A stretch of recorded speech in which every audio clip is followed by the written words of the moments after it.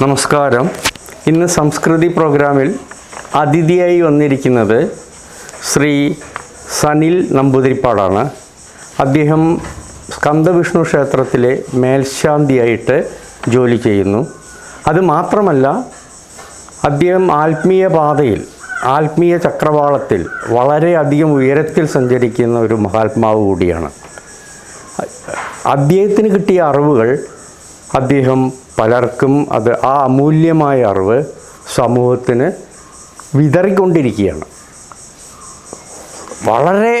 അത്രയും ആത്മാർത്ഥത്തോടുകൂടി അദ്ദേഹത്തിന് കിട്ടിയ അറിവ് സമൂഹത്തിന് കൊടുത്തുകൊണ്ടിരിക്കുകയാണ്. അദ്ദേഹത്തെ വളരെ വിനയത്തോടുകൂടി നമുക്ക് ഈ പരിപാടിയിലേക്ക് സ്വാഗതം ചെയ്യാം. നമസ്കാരം ശ്രീ സനിൽ. നമസ്കാരം മാഷേ.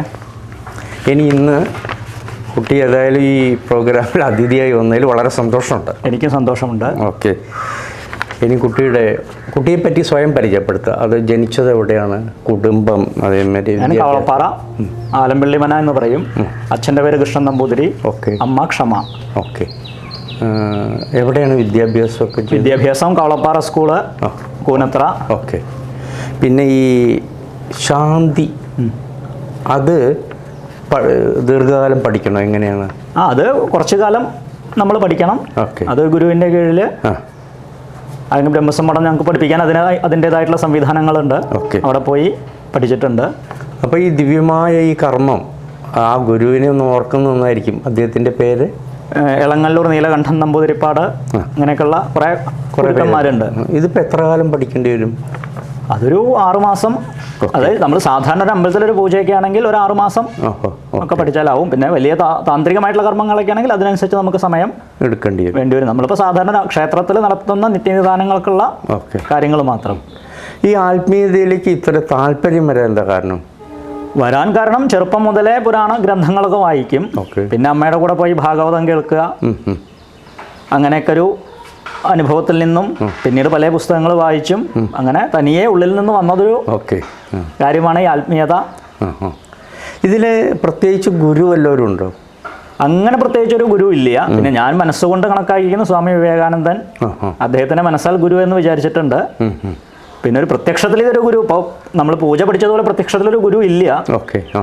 പക്ഷെ എന്നാലും ഒരുപാട് പുസ്തകങ്ങളും അപ്പോൾ നമ്മളത് വായിക്കും. അവരൊക്കെ നമ്മുടെ ഗുരുക്കന്മാരായി.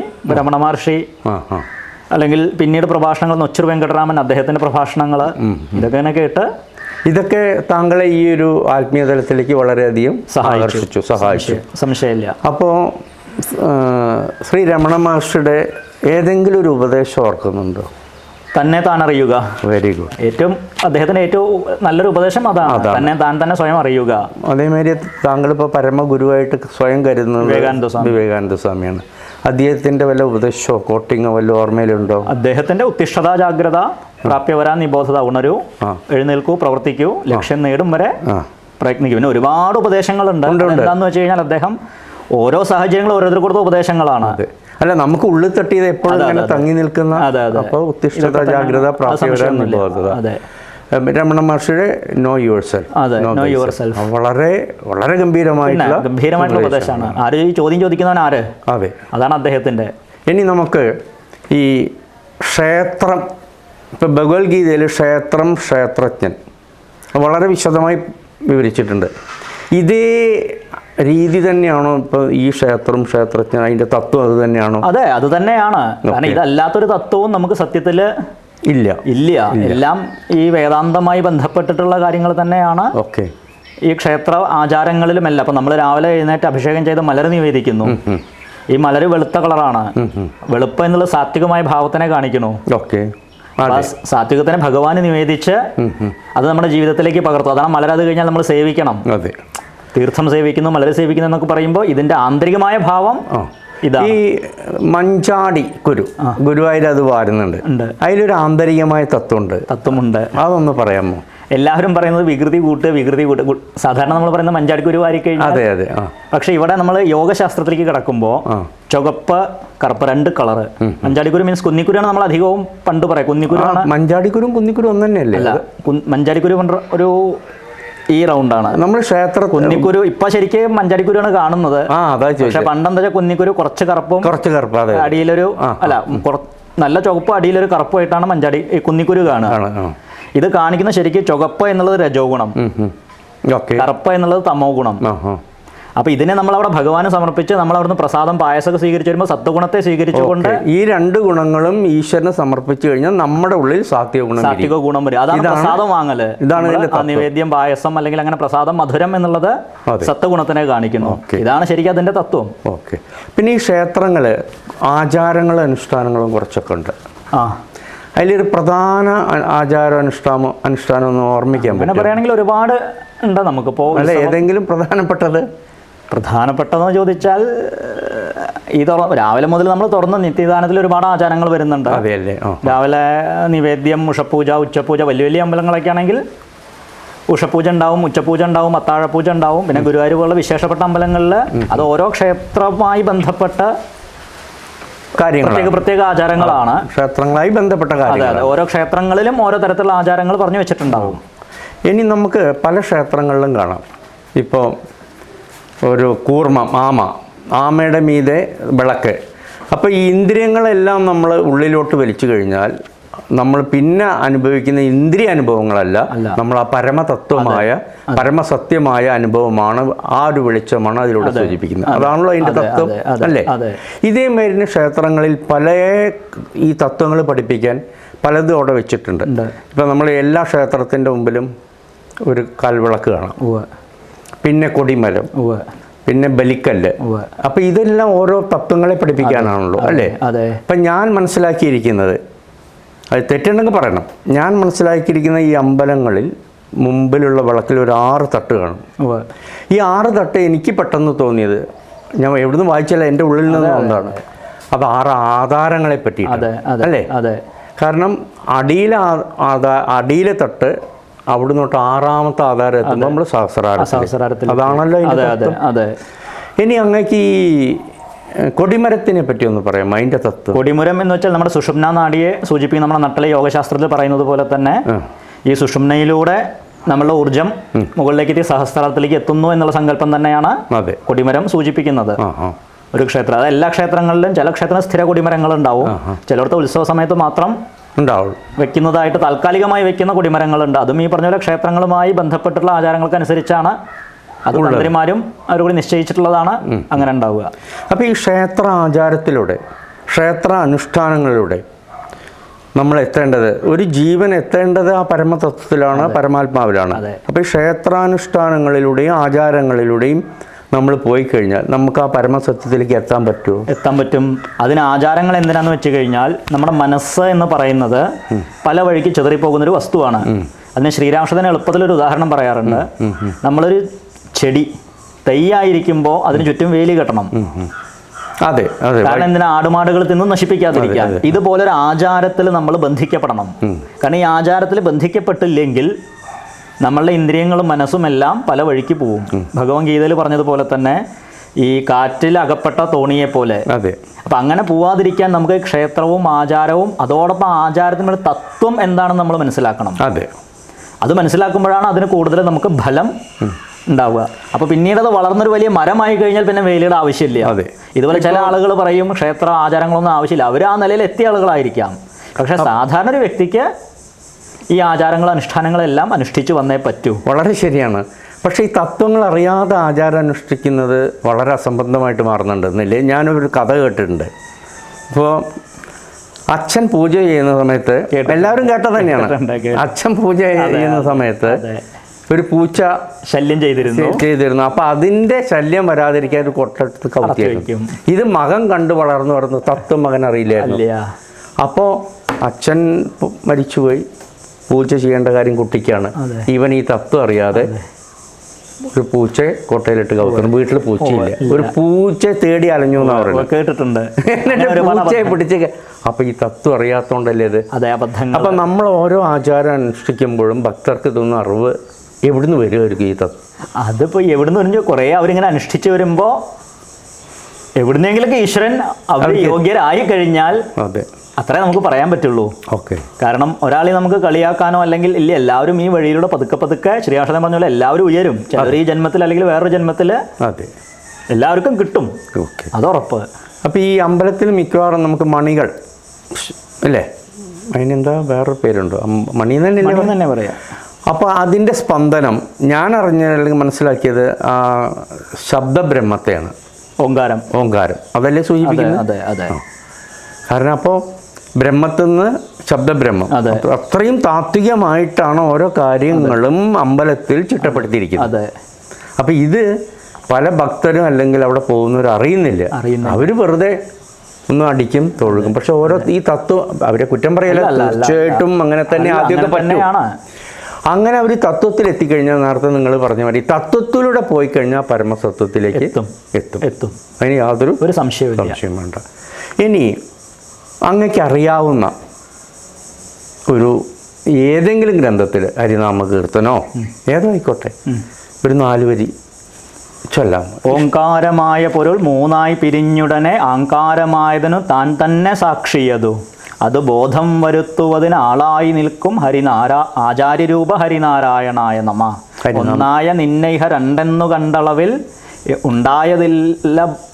ഒന്നായ നിന്നേഹ രണ്ടെന്നു കണ്ടളവിൽ ഉണ്ടായാലും പദം ഉണ്ടാവതല്ല പണ്ടേ വരുവാൻ നിൻ കൃപാവലികൾ എനിക്ക് വേണം. ഹരിനാമകീർത്തനം വളരെ ഒരുപാട് ഗ്രന്ഥങ്ങൾ വളരെ അർത്ഥവത്തായിട്ടുള്ളതാണ്.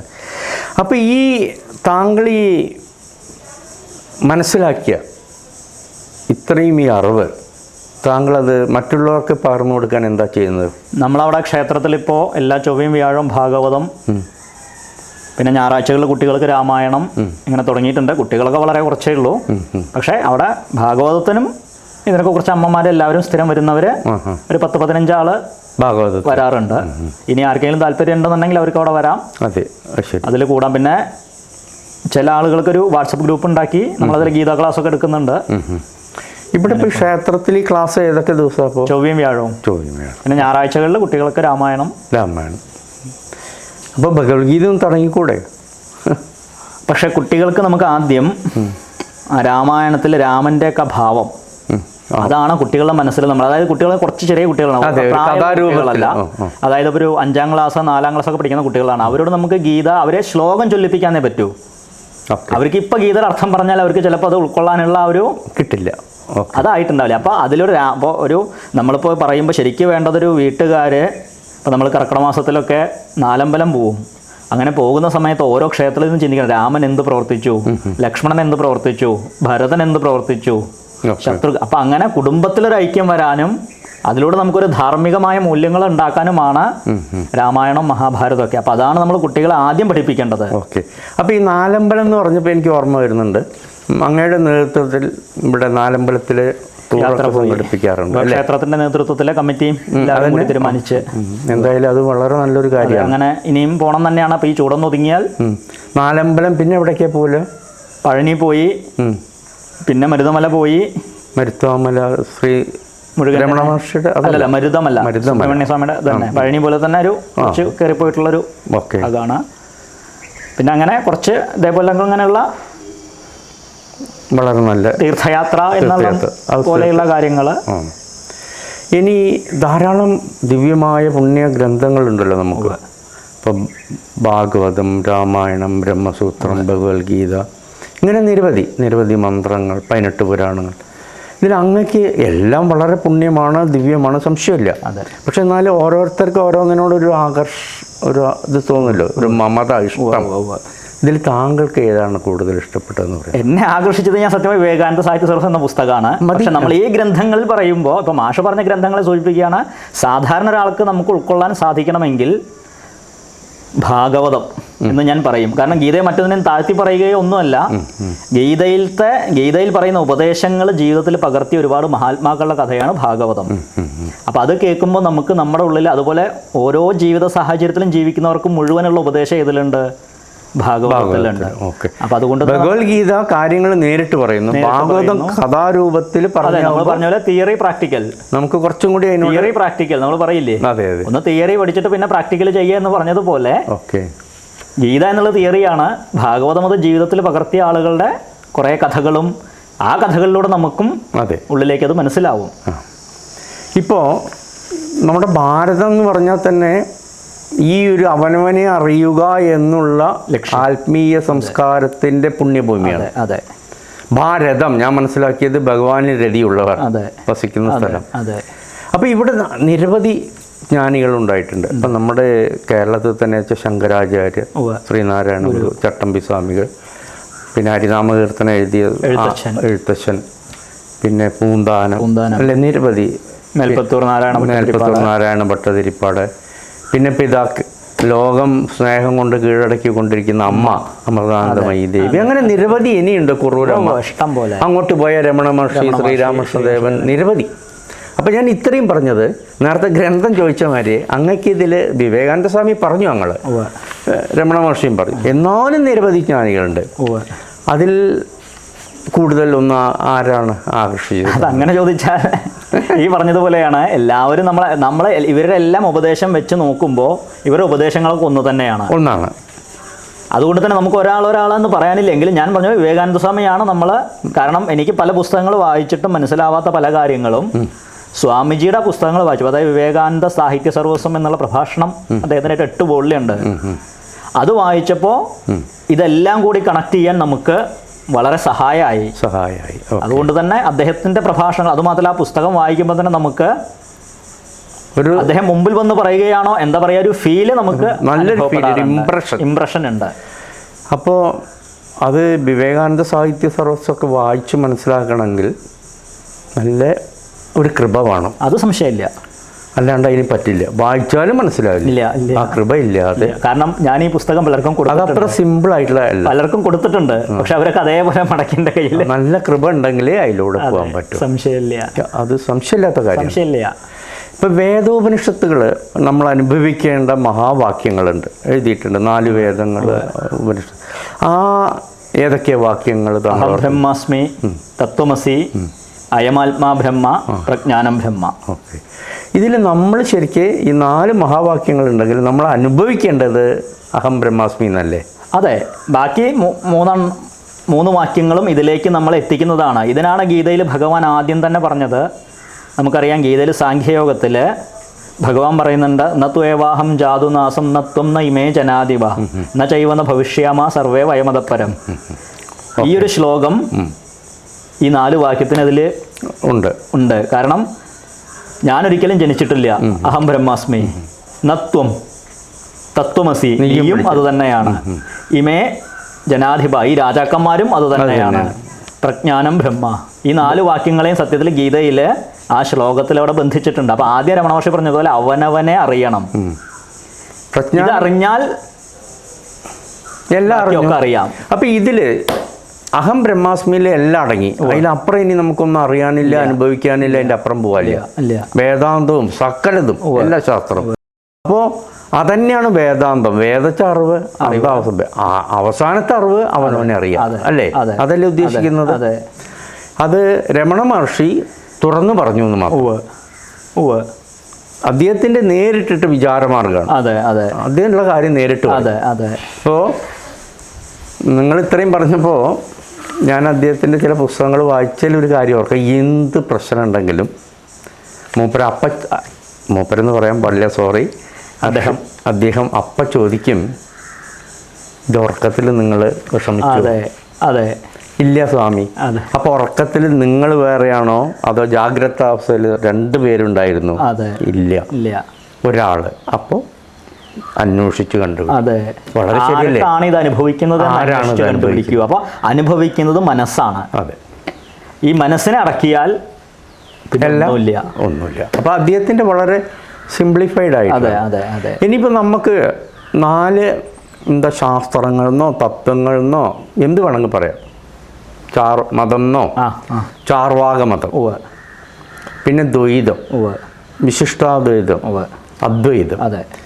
ഇതിൽ ഈ ചാർവാകവും ദ്വൈതവും വിശിഷ്ടാദ്വൈതവും ഒന്നും സത്യത്തെ കാണിച്ചു തരുന്നില്ല. ഈ അദ്വൈത സത്യത്തെ നമുക്ക് കാണിച്ചു തരുന്നതും അനുഭവിപ്പിക്കുന്നത് ഏതാണ്? അദ്വൈതം തന്നെയാണ് പറഞ്ഞതുപോലെ. പക്ഷേ അതിലേക്കുള്ള വഴികളാണ് ഈ 3. ഈ 3-ൽ കൂടി അല്ലാതെ നമുക്ക് അതിലേക്ക് പോകാൻ പറ്റില്ല. കാരണം ആദ്യം നമ്മൾ ചാർവാകം എന്ന് വെച്ചാൽ ഇവിടെ സുഖിക്കുക.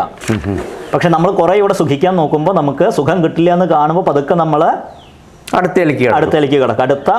അത് ചിലപ്പോൾ പല ജന്മങ്ങൾക്ക് ശേഷമായി അവിടെ ഞാൻ വേറെ ഈശ്വരൻ ദ്വൈതത്തിലേക്ക് നമ്മൾ കിടക്കും.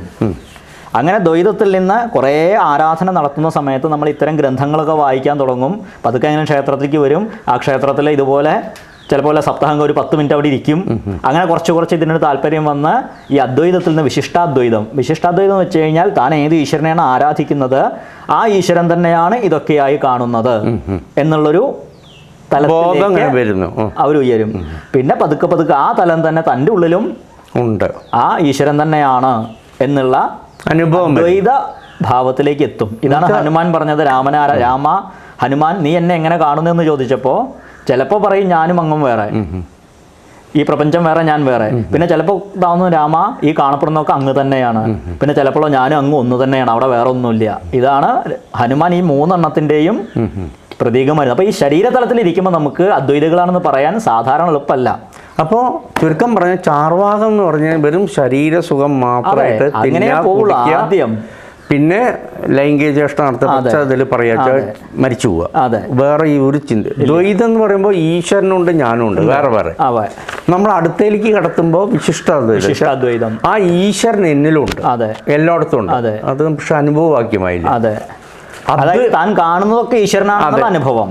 അദ്വൈതാവുമ്പോ സകലതും സർവം ബ്രഹ്മമയം, എന്റെ ഉള്ളിൽ ആ ബ്രഹ്മം തന്നെ. അതോടുകൂടി ഇനി ഒന്നും അറിയാനില്ല, ഒന്നും അനുഭവിക്കാനില്ല. പരമമായ സത്യത്തിലേക്ക് നമ്മൾ എത്തിക്കും. അതിനെ അറിഞ്ഞു കഴിഞ്ഞാൽ പിന്നെ നമ്മുടെ ജീവിതത്തിൽ നടക്കുന്നതൊക്കെ അത് തന്നെയാണ് നമുക്ക് മനസ്സിലാവും. ചൂടും തണുപ്പും കാറ്റും മഴയും വെയിലും എല്ലാം സുഖവും എല്ലാം ആ ബോധം തന്നെയാണ്, ആ ഉണ്മ തന്നെയാണ്, അത് തന്നെയാണ് ഞാൻ. അതാണ് ആനന്ദമെന്ത് അളവ് ഹരി നാരായണായ നമ. ഞാനെന്ന ഭാവം അത് തോന്നായിക വേണമിഹ. ഞാനെന്ന ചെറിയ ഭാവം ഉണ്ടാവരുത്.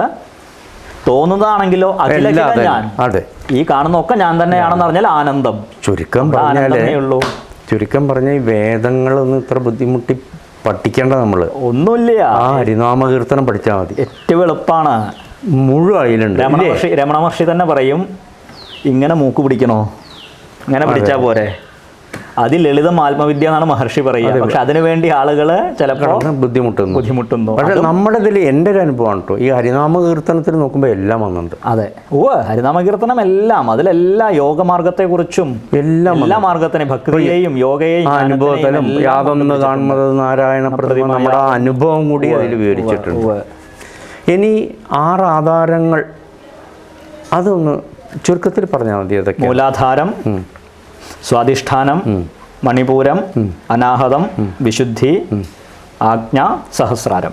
ഇനി ഈ 6 ആധാരങ്ങൾ പലരും പലതരത്തിലും പറഞ്ഞ് ജനങ്ങളെ തെറ്റിദ്ധരിപ്പിച്ചിട്ടുണ്ട്. ഇതേമാതിരി കുണ്ടലിനി ശക്തി. അപ്പം നമുക്ക് ഈ ഇതിലൂടെ നമുക്കറിയണമെന്ന് പ്രേക്ഷകർക്ക് കൊടുക്കാം.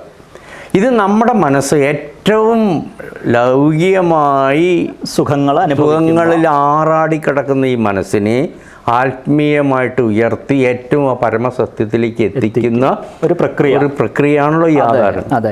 അപ്പോൾ ഈ മനസ്സ് ആദ്യം മൂലാധാരം, സ്വാധിഷ്ഠാനം, ഈ 3 ലൗകിക സുഖങ്ങൾ മാത്രം.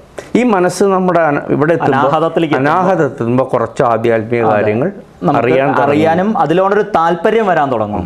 പിന്നീട് അത് വിശുദ്ധിയിലാവുമ്പോൾ ഈ വിഷയവാസനകളൊക്കെ പോയി ശുദ്ധിയായിട്ട് അതിലേക്ക് അവിടെ ഇരിക്കും. ആജ്ഞാചക്രത്തിൽ എത്തുമ്പോൾ പിന്നെ അത് അനുഭവത്തിൽ. കാരണം ആ തൃക്കണ്ണ് തുറക്കുക എന്നൊക്കെ പറഞ്ഞാൽ 3-ാം കണ്ണ് തുറക്കുക, ജ്ഞാനം വന്നു. എല്ലാം ഈശ്വരമയം എന്നുള്ളത്, എല്ലാം ഈശ്വരമയം എന്നുള്ള ജ്ഞാനം ഇവിടെ എത്തിയെങ്കിലും പൂർണ്ണ അനുഭവമായിട്ടില്ല.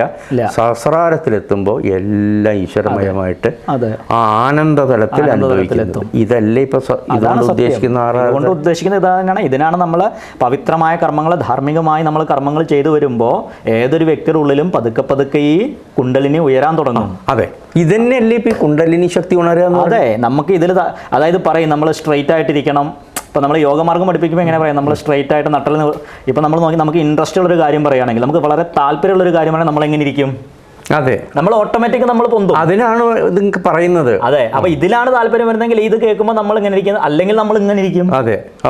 നമുക്ക് താല്പര്യമുള്ള വിഷയങ്ങളാണ് വരുന്നതെങ്കിൽ ആ വ്യക്തി തന്നെ ഈ മാറൊക്കെ നിവർന്ന ആ യോഗശാസ്ത്രത്തിൽ പറയുന്ന ഇരിപ്പ് ആ വ്യക്തിക്ക് ഇരിക്കാൻ സാധിക്കും. അപ്പൊ ഇതുപോലെ ഇതിലേക്ക് വരുമ്പോൾ, അനാഹതത്തിലേക്ക് വരുമ്പോൾ പതുക്കെ ഈ ഭഗവാന്റെ കഥകളോടൊരു താല്പര്യം, ഇതിൽ എന്തൊക്കെയോ ഉണ്ട്. ഈ മുഴുവൻ മനസ്സിലായിട്ടില്ലെങ്കിലും ഈ പറയുന്നതിൽ എന്തോ കാര്യമുണ്ട്, അറിവ് വരും. ആ അറിവ് പതുക്കെ പതുക്കെ നമ്മളതിനെ ഉപാസനകളിലൂടെയൊക്കെ കൂട്ടി വന്നാൽ വിശുദ്ധിയിലെത്തിക്കഴിഞ്ഞാൽ പിന്നെ താഴത്തേക്ക് പോവില്ല. അനാഹതത്വം വേണമെങ്കിൽ ചിലപ്പോൾ താഴത്തേക്കും പോവാൻ. ശ്രീരാഷ്ട്രദേവൻ പറഞ്ഞതുപോലെ ഈ 2 തരം ഈച്ചകളുണ്ട്. തേനീച്ചയുണ്ട്, സാധാ ഈച്ചയുണ്ട്. തേനീച്ച എപ്പോഴും തേനിലിരിക്കും, സാധാ ഈച്ച തേനിലും പോയിട്ടിരിക്കും, മലത്തിലും പോയിരിക്കും. വായിച്ചിട്ടുണ്ട്. ഇതുപോലെയാണ് സാധാരണ ആളുകൾ. പക്ഷെ വിശുദ്ധിയിലേക്കും ആജ്ഞയിലേക്കൊക്കെ ഉയർന്നു വരുമ്പോഴേക്കും ആ വ്യക്തിക്ക് പിന്നെ താഴത്തേക്കുള്ളതില്ല. അദ്ദേഹം അങ്ങനെ ഉയർന്ന്, എന്താ പറയുക, ആകാശത്തിൽ പറക്കുന്ന ഒരു പറവയെ പോലെ സ്വച്ഛന്തം വിഹരിക്കുന്ന ലൗകിക വിഷയത്തിൽ പിന്നെ മനസ്സിലാവില്ല. ഇനി അടുത്തത് വളരെ ഇതൊക്കെ ഇങ്ങനെ തെറ്റിദ്ധരിപ്പിക്കപ്പെടുന്നതുകൊണ്ട് എന്താ കച്ചവട മാർഗമായിട്ട് വരുന്നുണ്ട്. കച്ചവടമായിട്ട് ഞാൻ പലയിടത്തും വായിച്ചിട്ടുണ്ട്. 1 കൊല്ലം കൊണ്ട് നിങ്ങളുടെ കുണ്ടലിനി ശക്തി ഉണർത്തിത്തരാം, 6 മാസം കൊണ്ട് ഉണർത്തിത്തരാം. ഇതെങ്ങനെ നടക്കണ കാര്യമാണ്? പറഞ്ഞത് സത്യമാണ്. പക്ഷേ ഇതേ ചോദ്യം രമണ മഹർഷിയുടെ ഒരാൾ ചോദിച്ചു. അപ്പോൾ മാഷ് പറഞ്ഞ ഇതേ കാര്യം തന്നെ രമണ മഹർഷിയുടെ ഒരു ചെറുപ്പക്കാരൻ ചെന്ന് ചോദിച്ചു. ശ്രീരാമകൃഷ്ണദേവൻ നരേന്ദ്രൻ ഒരു സ്പർശം കൊണ്ട് ആ അനുഭൂതി ഉണ്ടാക്കി കൊടുത്തെന്ന് പറയണമല്ലോ, അപ്പൊ അങ്ങേക്ക് എനിക്കത് ഉണ്ടാക്കി തരാൻ പറ്റുമോ? അപ്പൊ രമണ മഹർഷി ചിരിച്ചിട്ട് പറഞ്ഞു, അത്രേ, ചോദിക്കുന്നത് നരേന്ദ്രനാണോ? അതെ, ചോദിക്കുന്നത് വിവേകാനന്ദനാണ്. ഈ പറഞ്ഞതുപോലെ 7 സെക്കൻഡ് ഉണ്ടതാ, ഇത്രേ വേണ്ടു. ശുശ്രൂഷഭി തത്ക്ഷണാത്. ഭാഗവതം പറയും, കേൾക്കുന്ന മാത്രമല്ല അത് നമുക്ക് സ്ഫുരിക്കും. പക്ഷെ എപ്പോ നമ്മളതിന് പക്വത വേണം. അപ്പൊ അങ്ങനെയുള്ള ആൾക്ക് ചിലപ്പോൾ വേണമെങ്കിൽ ഈ പറഞ്ഞ പോലെ 7 ആഴ്ചയൊന്നും വേണ്ട, ഈ 1 സെക്കൻഡ് മതി. പക്ഷെ അതില്ലാത്ത ആൾക്കോ ചിലപ്പോൾ വർഷങ്ങൾ പോയാലും. അപ്പൊ എങ്ങനെ ഈ ജനങ്ങൾ ഈ തട്ടിപ്പിൽ ചെന്ന് പെടുന്നെന്ന് ആലോചിക്കുന്നത്? അത് കുറെ അങ്ങനെ പോയി കഴിഞ്ഞാൽ തന്നെയാണ് അവസാനം ശരിയായ വഴിയിൽ എത്തുള്ളൂ. അത്രേ നമുക്ക് പറയാൻ പറ്റില്ല. അത് എങ്ങനെയെന്ന് ചോദിച്ചാൽ അല്ല, വളരെയധികം എക്സ്പ്ലോയിറ്റ് ചെയ്യണ്ടേ. അതെന്താ വെച്ചാൽ ആളുകൾക്ക് വിവേകാനന്ദ സംബന്ധിച്ച് എളുപ്പമുള്ളൊരു മതമാണ് ആളുകൾക്ക് ആവശ്യം. ആർക്കും ബുദ്ധിമുട്ടാൻ വയ്യ. ഇതിനും ഇപ്പം വിവേകാനന്ദ സ്വാമി തന്നെ ഇപ്പോൾ ഒറ്റ സ്പർശം കൊണ്ടൊന്നും അദ്ദേഹത്തിനെ ആക്കി കൊടുത്തിട്ടൊന്നുമില്ല. അതൊക്കെ പിന്നീട് അതിനുശേഷം അദ്ദേഹം എത്രയോ ഉപാസനകളും കാര്യങ്ങളും നടത്തി അദ്ദേഹത്തിന്റെ ജീവിതത്തിൽ വന്നിട്ടുണ്ട്. അവസാനം അദ്ദേഹത്തെ അനുഭവിച്ചിട്ടുള്ളൂ. അതെ. അപ്പം ഇവിടെ ഒരു ചോദ്യം, ഈ ആദ്യത്തെ സ്പർശനത്തിൽ ഇങ്ങനെ അദ്ദേഹത്തിന് അനുഭവം കിട്ടി, അല്ലെങ്കിൽ ആനന്ദം കിട്ടി എന്നൊക്കെ പറഞ്ഞു ഒടുക്കം ശ്രീരാമകൃഷ്ണദേവൻ പറയുന്നുണ്ട്, നിനക്ക് ഈ ലോകത്തിൽ പലതും ചെയ്യാമെന്നുണ്ട്, അതുകൊണ്ട് നിന്റെ ഈ ജ്ഞാനം ഞാൻ കൂട്ടിയിട്ട് താക്കോൽ എൻ്റെ കയ്യിൽ വയ്ക്കും. ഇങ്ങനെ ചെയ്യാൻ പറ്റുമോ? ഒരു ഗുരുവിന് സാധിക്കും. ഇപ്പം താങ്കൾക്ക് സാക്ഷാത്കാരം ലഭിച്ചു, പിന്നെ അത് എങ്ങനെ മറയ്ക്കാൻ പറ്റണം? അങ്ങനെയല്ല. അതായത് ഇദ്ദേഹത്തിൻ്റെ ഉള്ളിൽ കുറച്ചുകൂടി അപ്പം അർജുനനോട് അർജുനൻ പറയുന്നത്, ഞാൻ യുദ്ധം ചെയ്യില്ല എന്ന് പറഞ്ഞപ്പോൾ ഭഗവാൻ പറഞ്ഞു, അർജുനൻ നീ ചെയ്തില്ലെങ്കിൽ നിന്നെ കൊണ്ട് ഞാൻ ചെയ്യിപ്പിക്കും. അതായത് അർജുനൻ്റെ ഉള്ളിലൊരു വാസന, അയാൾ ഈ ലോകത്തിലേക്ക് വന്നത് ചില കർമ്മങ്ങൾ ചെയ്യാൻ തന്നെയാണ്. അത് അയാൾ ചെയ്തേ പറ്റൂ. അയാൾ ചെയ്തില്ലെങ്കിൽ പ്രകൃതി അയാളെ കൊണ്ട് അത് ചെയ്യിപ്പിക്കും. ഗുരുദേവൻ പറഞ്ഞതുപോലെ തന്നെ പ്രകൃതി അവനെ കൊണ്ട് ചെയ്യിപ്പിക്കും. മഹാത്മാക്കൾ പോലും സ്വന്തം പ്രകൃതിക്ക് അനുസരിച്ചാണ് പ്രവർത്തിക്കുന്നത്. അപ്പൊ സാക്ഷാത്കാരം കിട്ടി വന്ന ശ്രീകൃഷ്ണ ഭഗവാൻ തന്നെ താൻ ഏത് പ്രകൃതി സ്വീകരിച്ചാണോ വന്നത് ആ പ്രകൃതിക്ക് അനുസരിച്ച് അദ്ദേഹം പ്രവർത്തിച്ചു. അതുപോലെ ഇങ്ങനൊരു മഹാത്മാവി ലോകത്തിൽ പ്രവർത്തിക്കേണ്ടത് ആവശ്യമാണ്. അപ്പൊ ശ്രീരാഷ്ട്രദേവൻ പറഞ്ഞു, ഞാൻ എന്ന അവിടെ ശ്രീരാഷ്ട്രദേവൻ പറയുന്നതും താൻ എന്ന വ്യക്തിയല്ല ഉദ്ദേശിക്കുന്നത്. ആ ബോധം നിനക്ക് സമയം വരുമ്പോൾ, ഇപ്പം നിന്നിൽ ആ ബോധം പൂട്ടിവെച്ചു, ഇനി ആ ബോധം തന്നെ നിനക്ക് കഴിയുമ്പോൾ അത് തുറന്നു തരും. അതുവരെ നീ പ്രകൃതിയിൽ ചിലത് ചെയ്യാനുണ്ട്, അത് നീ ചെയ്തേ പറ്റൂ. അതിനുവേണ്ടി നിനക്ക് ഞാൻ ഈ അനുഭൂതി തൽക്കാലം തന്നു, ഇനി ഞാനത് പൂട്ടി വെക്കണു, കുറെ കഴിയുമ്പോൾ നിനക്കത് തിരിച്ചു വരും. കാരണം അതിലൂടെ വായിച്ചത് പോകുമ്പോൾ എനിക്ക് അന്ന് മുതലേ സംശയം. കാരണം ഒടുക്കം അവിടെ ഒന്നും വിവേകാനന്ദ സ്വാമി പറയുന്നില്ല. ഇപ്പം ചിക്കാഗോ പ്രസംഗത്തിന് പോയിട്ടും 5 മോർ ദാൻ വേദാന്തം അങ്ങനെ പ്രസംഗിച്ച സമയത്തും ഇതിങ്ങനെ തുറന്നടിച്ച് അധികം പറഞ്ഞിട്ടില്ല. ഒടുവിൽ കൽക്കട്ടയിൽ തിരിച്ചെത്തിയിട്ടാണ് അവസാന ഘട്ടത്തിലാണ് ശിഷ്യനെ വിളിച്ചിട്ട് പറയുന്നത്, ഇങ്ങോട്ട് വാ, ഞാനില്ല, നീയില്ല, ആ പരമതത്വം സത്യം മാത്രമേ ഉള്ളൂ, ഇത് ഞാൻ അനുഭവിച്ചുകൊണ്ടിരിക്കുന്നു. അദ്ദേഹം പറയുന്നുണ്ട് ആചാര്യനില്ല. അല്ല കുട്ടി, അത് ഞാൻ അനുഭവിച്ചുകൊണ്ടിരിക്കുന്നു, നീയും അനുഭവിക്കേ. കേൾക്കുന്നവർ കേൾക്കട്ടെ, കേൾക്കാത്തവർ കേൾക്കണ്ട. ഇതാണ് അവസാനം കൊടുത്ത ഉപദേശം. അപ്പം ഞാൻ പറഞ്ഞെന്താ അറിയാം, അപ്പം എൻ്റെ ഒരു ധാരണ വന്നത് അങ്ങനെയാണ്. ഈ ലാസ്റ്റിലാണ് അദ്ദേഹത്തിന് പൂർണ്ണമായി അനുഭവം ഉണ്ടായിട്ടുള്ളൂ എന്നൊരു സംശയം തോന്നി. അങ്ങനെ പറയാം. പിന്നെ അവരുടെ കാര്യമൊന്നും നമുക്ക് പറയാൻ പറ്റില്ല. കാരണം അവരെ പറയാൻ പറ്റില്ല. മുക്താത്മാക്കൾ ഇത് വെച്ച് അഭിനയിക്കുകയാണോ? പറ്റില്ല. അതാണ് ഒരിക്കലത്. പക്ഷെ നമ്മളിങ്ങനെ ഈ കൺഫ്യൂസ് ആവുമ്പോൾ തോന്നല്. അതെ. പക്ഷെ അവിടെ വിവേകാനന്ദ സ്വാമിയെ സംബന്ധിച്ചൊന്നും അദ്ദേഹം ആരാണെന്ന് പോലും നമുക്ക് മനസ്സിലാക്കാൻ പറ്റാത്ത അത്രയും ഉയർന്ന അല്ല, ഇത്രയും കാലം അദ്ദേഹം എവിടെ ഇത് പറഞ്ഞു, ഞാനില്ല, നീയില്ല, പരമതത്വം. അദ്ദേഹം ഇങ്ങനെയാണ് പറയുന്നത്. അത് വ്യക്തമായി ഞാൻ വായിച്ച ഭാഗത്തിൽ പറയുന്നത്, ഈ ഞാൻ നടത്തിയ പ്രഭാഷണങ്ങൾ വെറുതെ, സ്ഥാപിച്ച മഠങ്ങൾ മായയാണെന്ന് എനിക്ക് തോന്നുന്നു അദ്ദേഹം പറഞ്ഞിട്ടുണ്ട്. അല്ല, അപ്പോൾ ഞാനൊന്നും അദ്ദേഹത്തെ എന്താ പറയുക അതിൻ്റെ ആ അടുത്തേക്ക് പോകാൻ ഇതായിട്ടില്ല. പക്ഷേ അപ്പോഴും അദ്ദേഹം ഇതൊക്കെ പറയുമ്പോൾ ഒന്നും ഇത് ഉള്ളിൽ ഒളിപ്പിച്ചിട്ട് പറയായിരിക്കാം. പുറമേക്ക് വേഷം കെട്ടാവും. അല്ലെങ്കിൽ ആ സമയത്ത് സാക്ഷാത്കാരത്തിലെത്തി. എന്തായാലും എനിക്ക് തോന്നുന്നത് അതായത് ഇത് അഭിനയിക്കുക തന്നെയാവും അദ്ദേഹം. അതെ, ഇത് എന്തിനാന്ന് വെച്ച് കഴിഞ്ഞാൽ ഈ ലോകത്തില് ഒരു ഗുരു ശിഷ്യ ബന്ധം എന്താണെന്ന് കാണിച്ചു കൊടുക്കണം. അതിനാ പരബ്രഹ്മം തന്നെ. ഇപ്പൊ നമ്മൾ ശ്രീകൃഷ്ണന്റെ രാധയും കാര്യം പറയുമ്പോൾ ഭക്തിമാർഗത്തിലേക്ക് കിടക്കുമ്പോൾ ശ്രീകൃഷ്ണൻ ഭഗവാൻ തന്നെ രാധാവേഷത്തിൽ വന്നു എന്നൊക്കെയാണ് പറയുക. തൻ്റെ തന്നെ സൗന്ദര്യം ആസ്വദിക്കാൻ ഭഗവാൻ രാധയായിട്ട് വേഷം കിട്ടി എന്നൊക്കെ പറയും. ഇനിയിപ്പം ഓങ്കാരം, അതിനെപ്പറ്റി ചെറുതായിട്ടൊന്ന് വിവരിക്കാമോ? ഓങ്കാരം എന്ന് വെച്ചാൽ നമ്മൾ പറയും ശബ്ദബ്രഹ്മമാണ്. അതായത് എന്ന് വെച്ചാൽ എല്ലാ ശബ്ദത്തിൻ്റെയും ഉറവിടമാണ് ഓങ്കാരം. നമുക്ക് പറയാം 3 അക്ഷരമാണുള്ളത്, ആ, ഉ, അപ്പോൾ നമ്മളൊരു വാക്ക് ഉച്ചരിക്കുമ്പോൾ ഒന്ന് ശ്രദ്ധിച്ചോളൂ. ഏത് ഭാഷ സംസാരിക്കുകയാണെങ്കിലും ആദ്യം എവിടുന്നാണ് വരിക? ആ എന്ന് പറയൂ, കണ്ടെത്തുന്നു ഇവിടുന്ന്. പിന്നെ നമ്മൾ വേറൊന്ന് പറയുമ്പോൾ ഈ നാവ് മൊത്തം ചലിച്ചുകൊണ്ട് നമുക്ക് വരും. പിന്നെ അവസാനം ചുണ്ട് കൂട്ടണം. അതാണ്. അപ്പൊ ഈ 3 അക്ഷരവും കൂടി ചേർന്നതാണ് ഓങ്കാരം. അപ്പൊ എല്ലാ അക്ഷരത്തിന്റെയും മാതാവാണേത് ഓങ്കാരം. അതുകൊണ്ട് ഓങ്കാരം ജപിക്കാതെ ഒരാൾക്കൊരു വർത്തമാനം പറയാൻ പോലും സത്യത്തിൽ സാധ്യമല്ല. നമ്മൾ അറിഞ്ഞോ അറിയാതെയോ നിത്യജീവിതത്തിൽ പിന്നെ അതിൻ്റെ മുഴുവൻ വിപുലീകരണമാണ് ബാക്കി എല്ലാ ഭാഷയും. അതാണ് ഓങ്കാരം. പിന്നെ ഈശ്വരനെ സൂചിപ്പിക്കുന്നതാണ്. ഒരു ശബ്ദത്തിൽ ഏറ്റവും പവിത്രമായിട്ടുള്ള ശബ്ദമാണ്. നമുക്ക് ധ്യാനിക്കാൻ ഒരു പ്രതീകം വേണം. ആ പ്രതീകം പോലെ തന്നെയാണ് ഓങ്കാരവും.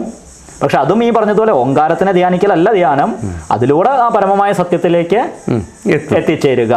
അത് പറഞ്ഞിട്ടുണ്ടല്ലോ. അപ്പം നമ്മുടെ 4 അവസ്ഥകളിൽ കാണുന്നുണ്ട്. ഓം, ആ, ഊ, എം. പാ എന്നുള്ള ജാഗ്രതാണ്. പിന്നെ അടുത്ത് സ്വപ്നം. അതാണ് ഓങ്കാരമായ പൊരുൾ 3 പിരിഞ്ഞു. പിന്നെ അവിടെ എത്തിക്കഴിഞ്ഞാൽ നിശബ്ദത. അത് ഓം നിർത്തണില്ലല്ലോ, ഓം പൂവല്ലേ. അത് അവര് പറയുന്നത് തുര്യാവസ്ഥ ആണല്ലോ. അത് ഈ പ്രണവ ഉപാസന എന്നൊക്കെ പറയുന്നത് പല ഉപാസന മാർഗങ്ങളുണ്ടല്ലോ. പിന്നെ ഇപ്പൊ നേരത്തെ പറഞ്ഞ മാതിരി ആ തുടങ്ങുന്ന തന്നെ വിശുദ്ധി ചക്രത്ന. അതെ. അപ്പൊ ഓങ്കാരത്തിന്റെ ആദ്യത്തിന് അത്രയും വിശുദ്ധിയാണ്. നമ്മൾ ഏത് ഭാഷ പറയുമ്പോഴും ആദ്യം സ്റ്റാർട്ട് ചെയ്യുന്നത് ഇവിടുന്നാണ്. അതും ഇതും കൂടി കണക്ട് ചെയ്തപ്പോൾ അത്രയും വിശുദ്ധിയാണ്. അതെ. അപ്പൊ ഈ ഓങ്കാരത്തിലൂടെ സാധന ചെയ്താൽ അദ്വൈത സത്യത്തിലെത്താം. ഏതിലൂടെ സാധന ചെയ്താൽ അവസാനം എത്തിച്ചേരുന്നത്, അത് നിങ്ങൾ പ്രതിമ വെച്ചിട്ടായാലും ഓങ്കാരത്തിലൂടെ ആയാലും അല്ല ഇനി യോഗമാർഗത്തിൽ മനസ്സിൽ നടക്കുന്ന പ്രാണായാമ വിദ്യകളായാലും അവസാനം എത്തിച്ചേരുന്നത് ആ ഒരു പരമമായ സത്യത്തിലേക്കാണെന്ന് അറിഞ്ഞ് ഈ സാധനകൾ അനുഷ്ഠിച്ചാൽ അതിന് കൂടുതൽ ഫലമുണ്ടാവും. ഇപ്പോൾ ഭക്തിമാർഗം, കർമ്മമാർഗം, ഇതൊക്കെ പെട്ടെന്ന് അനുഷ്ഠിക്കാം. പെട്ടെന്ന് നടക്കുന്ന കാര്യമല്ല. എന്നാലും വിചാരമാർഗമാണ് പൊതുവെ ടഫ്, ബുദ്ധിമുട്ട് അല്ലേ? അതെ. അത് കാരണം അതിൻ്റെ ഒരു താല്പര്യം മനസ്സിലാക്കാനുള്ള സാധാരണ ആളുകൾക്ക് എളുപ്പമല്ല. കാരണം ഇതിൽ ആ വിചാരമാർഗത്തിൽ ഒരു ആചാരവും ഇല്ല, അനുഷ്ഠാനവും ഇല്ല, ഒരു ഭജന ചൊല്ലി മൈൻഡ് റിലാക്സ് ചെയ്യുന്ന ഒന്നുമില്ല. സ്വയം മനനം ചെയ്ത് ആ പരമസത്യത്തിലെത്തും. കഠിനമാണ്. അത് എളുപ്പമല്ല. കാരണം നമുക്ക് മനസ്സ് എന്നുള്ള മാധ്യമം ഉള്ളിടത്തോളം കാലം എന്തെങ്കിലുമൊക്കെ ഒരു നാമരൂപങ്ങൾ നമ്മുടെ ഉള്ളിൽ പൊന്തിക്കൊണ്ടേയിരിക്കും. അപ്പോൾ നമുക്കൊരു നാമരൂപത്തിനെ വെച്ചുകൊണ്ട് തന്നെയാണ് ഉപാസന തുടങ്ങാൻ പറ്റുള്ളൂ. അതാണ് ഭക്തിമാർഗം. അതിലൂടെ തന്നെ കൊണ്ട് ചെയ്യും. താൻ ഏത് ദേവനെയാണ് ആശ്രയിക്കുന്നത്, ആ ഭഗവാനാണ് തന്നെ കൊണ്ട് കർമ്മം ചെയ്യും. താൻ ഫലത്തിലൊന്നും ആഗ്രഹിക്കുന്നില്ല. അതായത് നമുക്ക് എവിടെ വിഷമം വരണമെന്ന് വെച്ച് കഴിഞ്ഞാൽ, ഞാനിപ്പോൾ മാഷ്ക്കൊരു ഉപകാരം ചെയ്തു, ഞാൻ തിരിച്ച് പ്രതീക്ഷിക്കണം മാഷ എനിക്ക് എന്തെങ്കിലും ചെയ്തു തരാം. അത് കിട്ടാതെ വരുമ്പോൾ എനിക്കെന്തായി? വിഷമം വന്നു. അപ്പോൾ ഇവിടെ നമ്മൾ ചെയ്യേണ്ടത്, നമ്മൾ തിരിച്ചൊന്നും പ്രതീക്ഷിക്കുന്നില്ല, മാഷിലുള്ള ഭഗവാനെ ഞാൻ ആരാധിക്കുകയാണ്. അങ്ങനെ വരുമ്പോൾ നമുക്ക് എന്തുണ്ടാവില്ല? സന്തോഷം ഉണ്ടാവും. അതിൻ്റെ പേര് കർമ്മയോഗം. അപ്പോൾ ഈ ഭക്തി തന്നെ നമ്മളെ കർമ്മയോഗത്തിലേക്ക് എത്തിക്കും. അപ്പോൾ ആദ്യം തന്നെ കർമ്മയോഗത്തിലാണെങ്കിലും കുറച്ച് ജ്ഞാനം അവൻ്റെ ഉള്ളിൽ ഉണ്ടാവണം. വേണം. കാരണം സർവ്വം ഈശ്വരമായെന്നുള്ള ചെറിയൊരു അത് ഏതിലും വേണം. എന്നാലേ അവൻ അങ്ങനെ ചെയ്യാൻ പറ്റുള്ളൂ. അപ്പോൾ അവൻ്റെ ഉള്ളിൽ നിന്ന് രാഗദോഷങ്ങളൊക്കെ പോയി മനസ്സ് പ്രസന്നമാവും. ക്ഷേത്രത്തിലെ പ്രസാദം കഴിക്കാതെ തന്നെ ഉള്ളിൽ പ്രസാദം വരും. അപ്പോൾ ഇവിടെ നമ്മളൊക്കെ എത്ര ഭാഗ്യവന്മാരല്ലേ? പിന്നെ സംശയമുണ്ടോ? ഈ ലോകത്തിൽ ഈ ഒരു സംസ്കാരം, ഈ ഒരു അറിവ് കിട്ടിയത് ഈ നമുക്ക് തന്നെ. ഇപ്പോൾ മാഷ് പറഞ്ഞപ്പോൾ പറയണം, നമ്മൾ അമ്പലത്തിലെ ഭാഗവതം എടുക്കാൻ തുടങ്ങിയിട്ട് ഒരുപാട് പേര് തന്നെ അവരുടെ ജീവിതത്തിൽ വന്ന മാറ്റങ്ങൾ നമ്മളോട് പറയുമ്പോൾ അത് തന്നെയാണ് നമുക്ക് ഇതിൻ്റെ പ്രചോദനം. കാരണം അവർ പറയുന്നത് ഞങ്ങളുടെ മനസ്സ് വല്ലാത്ത വിഷമത്തിലായിരുന്നു, പക്ഷേ ഇതൊക്കെ കേൾക്കുമ്പോൾ ആ കുറച്ച് നേരത്തേക്കെങ്കിലും ആശ്വാസമുണ്ട്. പിന്നെ ഞങ്ങൾക്ക് സങ്കടം വരുമ്പോഴും വിഷമം വരുമ്പോഴും ഇതൊക്കെ ഞങ്ങൾക്ക് ഓർമ്മ വരും. അപ്പൊ ഞങ്ങൾക്ക് റിലാക്സ് അവര് പതുക്കെ ആ പരമതത്വത്തിൽ ഒരുപാട് പേര് പറയുന്നുണ്ട്, സംശയമില്ല. കാരണം you are purifying their mind. അതെ, അല്ലെങ്കിൽ God is purifying their mind through you. അതെ, അത്രേ ഉള്ളൂ. വിവേകാനന്ദ സ്വാമി പറഞ്ഞ പോലെ അമ്മ വിചാരിച്ചാൽ എന്നെ പോലെ 1000 വിവേകാനന്ദന്മാരെ ഉണ്ടാക്കാം. പിന്നെന്താ? അതുപോലെ ആ ഭഗവാൻ വിചാരിച്ചു, അത് നമ്മളിലൂടെ അദ്ദേഹം നടത്തും. അർജുനോട് പറഞ്ഞ പോലെ നിന്നിലൂടെ ഞാൻ യുദ്ധം നടത്തും. അത് ശ്രീരാമകൃഷ്ണ യന്ത്രം. അതെ, അല്ലേ? യന്ത്രം, നമ്മള് യന്ത്രങ്ങള്. അതെ. ഇത് പറഞ്ഞപ്പോൾ വിവേകാനന്ദ സ്വാമിയുടെ ഏറ്റവും ഇഷ്ടപ്പെട്ടതാണല്ലോ. അപ്പം ഞാൻ എൻ്റെ ഒരു അനുഭവം കൂടി പറയും. ഇപ്പോൾ ഇവിടെ ഈ ക്ലാസ് എടുത്തപ്പോൾ പലരുടെയും മനസ്സിന് ഒരു സംതൃപ്തി തോന്നി. അവർക്ക് പറഞ്ഞല്ലോ. ഇതേമാതിരി തന്നെ വിവേകാനന്ദ സ്വാമിയുടെ 5 കൊല്ലത്തെ വേദാന്ത അമേരിക്കയിൽ ഈ പ്രഭാഷണം കൊണ്ട് പലരും മാറി. അപ്പോൾ എനിക്കെന്തോ ഈശ്വരാധീനം കൊണ്ട് ഒരു ചെറിയൊരു ഭാഗ്യം ഉണ്ടായി. അവിടെ ചെന്നിട്ട് ഒരു US അമേരിക്കക്കാരനെ ഒന്ന് ഇൻ്റർവ്യൂ ചെയ്യാൻ. അദ്ദേഹത്തിനോട് ചില ചോദ്യം ചോദിച്ചപ്പോൾ സനാതനധർമ്മവും അദ്വൈതവും ഒക്കെ എന്ത് ഭംഗിയായിട്ട് പറഞ്ഞു. പിന്നെ അദ്ദേഹം പറഞ്ഞു, ഞാൻ ഡ്രഗ്സ് അഡിക്റ്റായിട്ട് എൻ്റെ ജീവിതം നശിക്കേണ്ടതായിരുന്നു. അതെ. Indian spirituality saved me through അമ്മ ആൻഡ് വിവേകാനന്ദ. അതെ. I heard Vivekananda. ഹേർഡ് എന്ന് പറഞ്ഞാൽ ഈ നേരിട്ടിട്ടല്ല, റെക്കോർഡ് ചെയ്യുന്നൊക്കെ ധാരാളം കേട്ടു. പിന്നെ അമ്മ അമൃതാനന്ദമയി അവർ അമേരിക്കയിലെത്തിയപ്പോൾ അവരെ നേരിട്ട് കണ്ടു. അവരുടെ സ്പർശനവും ദർശനവും പിന്നെ ഈ തത്വങ്ങളിലൂടെ എൻ്റെ ജീവിതം സഫലമായി എന്നാണ്. ഇനിയിപ്പോൾ എന്തറിയോ, I want to imbibe God എന്നാണ് പറഞ്ഞു. ആ വാക്ക് ഞാൻ എപ്പോഴും ഓർക്കുന്നു. ഈശ്വരനെ എനിക്ക് അനുഭവിക്കണം എന്നാ നോക്കി അവരുടേത്. അതാണ് പറഞ്ഞത്. അപ്പൊ നമ്മൾ പറയുന്നത് പോലെ ഇത് ആർക്ക് എവിടെ കിട്ടും നമുക്കൊന്നും പറയാൻ പറ്റില്ല. പക്ഷെ ഇത് വേണം ഒരുത്തനെ ഉയർത്താനും. ഈ മാഷ് പറഞ്ഞ പോലെ തന്നെ വിവേകാനന്ദയുടെ ജീവിതത്തിൽ നമുക്ക് കണ്ടത്, അദ്ദേഹം അവിടെ പോയി ഒരുപാട് പ്രഭാഷണങ്ങൾ നടത്തിയെങ്കിലും അതിനെക്കാട്ടിലും പ്രധാനമായിട്ട് അദ്ദേഹം ഇത് 1000 ഐലൻഡ് പാർക്ക് എന്നൊരു ദ്വീപിൽ ഒരു 7 ആഴ്ച അദ്ദേഹത്തിൻ്റെ 10-12 ശിഷ്യന്മാർക്ക് ഉപദേശം കൊടുത്തു. അതായിരുന്നു ശരിക്കും അദ്ദേഹത്തിൻ്റെ ഉപദേശം. നടത്തിയ പ്രഭാഷണമൊന്നുമല്ല. ആ ശിഷ്യന്മാരാണ്, ശിഷ്യകളാണ് പിന്നെ ഇവിടെ വന്നിട്ട് നമുക്ക് ഒരുപാട് വെളിച്ചം തന്നത്. അതിൽ സിസ്റ്റർ ക്രിസ്റ്റീന എന്നൊക്കെ പറഞ്ഞൊരു കുട്ടിയുടെ കഥയൊക്കെ ഉണ്ട്. അല്ല, അദ്ദേഹത്തിൻ്റെ നമ്മൾ പറയാനിരുന്നാൽ ഞാൻ എണീക്കില്ല ഇവിടുന്ന്, അത്രയും എന്താ. പിന്നെ ഈ എന്താ പറയുക, ഒരു ജനത്തെ അങ്ങോട്ട് മാറ്റുക എന്ന് പറഞ്ഞാൽ അതിൽ സമയം ഇതറിയില്ല. കാരണം അദ്ദേഹത്തെ പറ്റി പറഞ്ഞാൽ എനിക്ക് അത്രയും താല്പര്യം. ഒരു സദ്യം ക്ലാസ് എടുത്തുകൊണ്ടിരിക്കുമ്പോൾ ഒരു കുട്ടി നീട്ടെന്ന് ചോദിച്ചു, അത്ര sir you are hypnotising us. അപ്പോൾ Vivekananda Swami no I am dehypnotising you. നിങ്ങൾ ആൾറെഡി ഹിപ്നോട്ടൈസറാണ്, മായയിലാണ്, അതിൽ നിന്ന് നിങ്ങളെ ഉയർത്തണം. അപ്പോൾ ടിക് ഫോർ ടാറ്റായ വാക്കുകളും. അപ്പോൾ അദ്ദേഹത്തെ പറ്റി നമ്മൾ പറയാൻ തുടങ്ങിയ കുറേ എപ്പിസോഡുകൾ ചെയ്യേണ്ടി. ഇനി നമുക്ക് മനുഷ്യജന്മത്തിൻ്റെ ഈ ലക്ഷ്യം എന്ന് പറയാം. ഈശ്വര സാക്ഷാത്കാരം തന്നെ. പക്ഷെ ഇത് കേൾക്കുമ്പോൾ എല്ലാവർക്കും ഒരു പേടി, എല്ലാവരും സന്യാസം സ്വീകരിക്കണോ, ഇതൊക്കെയാണ്. പക്ഷെ അങ്ങനെ ഒന്നുമില്ല. ആദ്യം വേണ്ട നമ്മൾ കർമ്മമാർഗത്തിലൂടെ ധാർമ്മികമായി നമ്മളുടെ കർമ്മം, അതായത് ഞാൻ അച്ഛനാണെങ്കിൽ അച്ഛൻ്റെ ധർമ്മം, ഒരു ഗൃഹസ്ഥൻ്റെ ധർമ്മം, ഒരു ഭാര്യയുടെ ധർമ്മം, ഭർത്താവിൻ്റെ ധർമ്മം, സമൂഹത്തിൽ ഞാൻ ഏത് മേഖലയിലാണ് പ്രവർത്തിക്കുന്നത് അവിടെ ഒരു ധർമ്മം.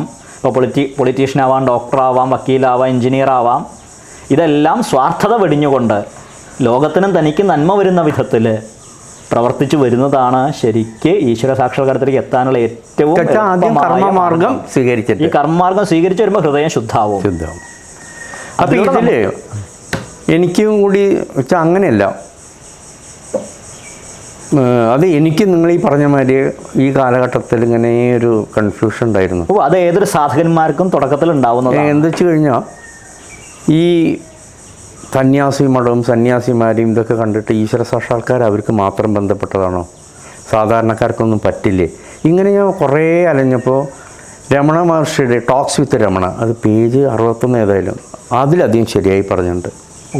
അപ്പം മനസ്സിന് സുഖം. അത് മഹാഭാരതത്തിൽ നമ്മൾ പറഞ്ഞല്ലോ, അമ്മ മാഷ് കേട്ടിട്ടാന്ന് ഒരു ഭർത്താവിനൊക്കെ പക്ഷിയുടെ വീഴലും, അതുപോലെ തന്നെ ഒരു വ്യാധൻ, അതായത് ഇറച്ചി വിൽപ്പനക്കാരനായിരുന്നു, പക്ഷെ അദ്ദേഹത്തിന്റെ ജ്ഞാനം ധർമ്മവ്യാധൻ അദ്ദേഹം ഇറച്ചി വിട്ട്.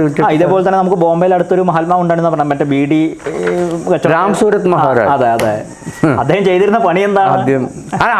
അത് രാം സൂരത് മഹാരാജ് അല്ല, പേരെനിക്കിപ്പോൾ കിട്ടിയത്. എനിക്കും വെറും ബീഡി തീർപ്പായിരുന്നു. അതെ, ചെറുപ്പത്തിലെ ഈ ജ്ഞാനം കിട്ടിക്കൊണ്ട് ബീഡി തീർക്കുമ്പോൾ ഈ എത്ര ആളുകൾ അദ്ദേഹം ടോക്സ് കേൾക്കാനുണ്ടായിരുന്നു എന്നാണ് പറയുന്നത്. അദ്ദേഹത്തിൻ്റെ ഒരു പുസ്തകം ഉണ്ട് അയാം. അതെ അതെ അതന്നെ, അതെ, ഞാൻ പേര് വിട്ടുപോയി. അപ്പോൾ ഈ നമുക്ക് പറയാനുള്ളതെന്ന് വെച്ചാൽ നമ്മളൊക്കെ എത്രയോ മഹാഭാഗ്യം. സംശയമില്ലേ, ആ ഭഗവാന്റെ കൃപ, ഗുരുവിന്റെ കൃപ എന്നോ എന്താ പറയേണ്ടതെന്ന് അറിയില്ല. പൂന്താനം പറഞ്ഞിട്ടുണ്ട് അദ്ദേഹത്തിൻ്റെ ജ്ഞാനപ്പാനയിൽ വരി ഞാൻ ഓർക്കുന്നില്ല. നമ്മൾ ഭാഗ്യവാന്മാരാണ്. കാരണം ഭാരതത്തിൽ ജനിച്ചു, കലിയുഗത്തിൽ ജനിച്ചു, പിന്നെന്താ മനുഷ്യജന്മം കിട്ടി. 3 മതി. ഈ 3 നിങ്ങൾക്ക് കിട്ടിയില്ലേ? അപ്പൊ ഈശ്വര സാക്ഷാത്കാരത്തിന് ഒന്ന് ശ്രമിച്ചൂടെ? അതെ അതെ.